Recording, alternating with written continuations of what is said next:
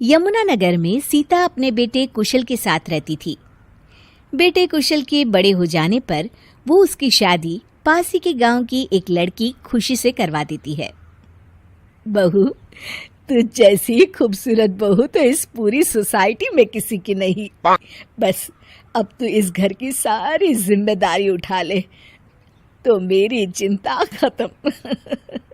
ये ले इस घर की चाबी, अब से ये तेरे हवाले। माँ जी, आप चिंता मत कीजिए, मैं इस घर का पूरा ध्यान रखूंगी।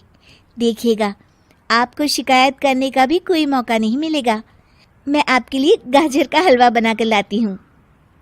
शादी के कुछ ही दिन बाद खुशी के तेवर बदलने लगते हैं।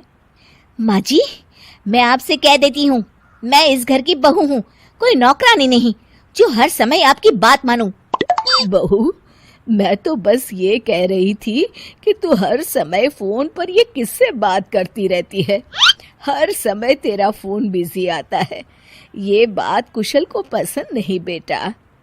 हाँ हाँ, मेरी तो हर बात सबको बुरी ही लगती है। अब शादी को कई महीने बीत चुके हैं, मगर खुशी कभी भी खुश नहीं रह पाती और वो अपने पति और सास से भी हमेशा झगड़ती रहती है। असल में शादी से पहले उसका एक प्रेमी होता है, गोविंद। वो उससे आज भी छुप छुप कर मिलती है। गोविंद, मैं अपने पति और सास के साथ खुश नहीं हूँ, चलो ना हम भाग जाते हैं। तुम एक काम करो, घर से सारा कीमती सामान ले आओ, उसके बाद मौका देखकर हम भाग जाएंगे। खुशी के पति और सास उसे बहुत प्यार करते हैं, मगर खुशी फिर भी उन्हें धोखा देती है और धीरे धीरे अपने घर से कीमती सामान को चोरी करके गोविंद को देने लगती है। उसकी सास को घर से सामान चोरी होने का संदेह होने लगता है।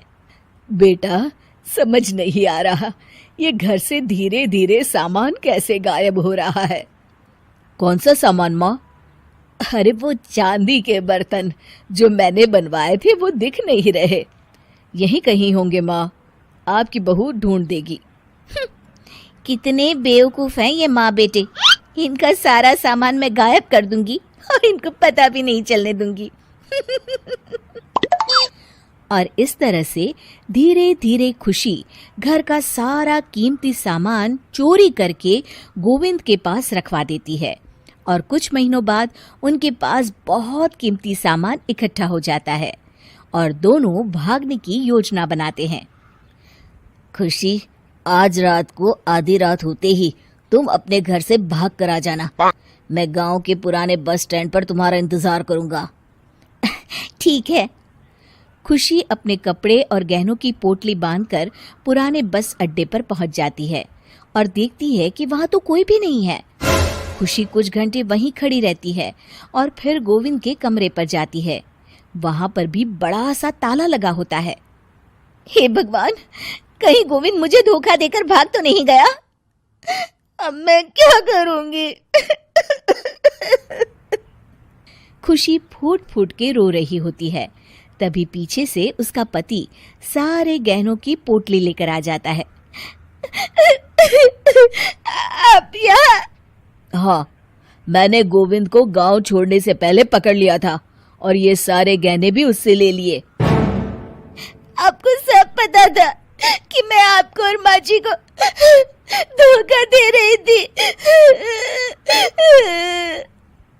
हाँ, मगर मुझे ये भी पता था कि गोविंद अच्छा इंसान नहीं है। अगर मैं तुमको समझाता तो तुम कभी नहीं समझ पाती, इसलिए मैं चाहता था कि तुम्हारी आंखें खुद खुले।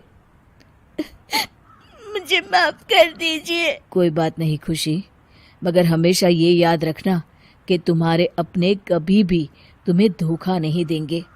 माँ और मैं तुम्हें बहुत प्यार करते हैं और हम दोनों चाहते हैं कि खुशी खुशी खुशी हमारे घर रहे, क्योंकि तुम ही तो हमारी खुशी हो। हाँ, मैं आज के बाद आपको और माँ जी को कभी निराश नहीं करूंगी।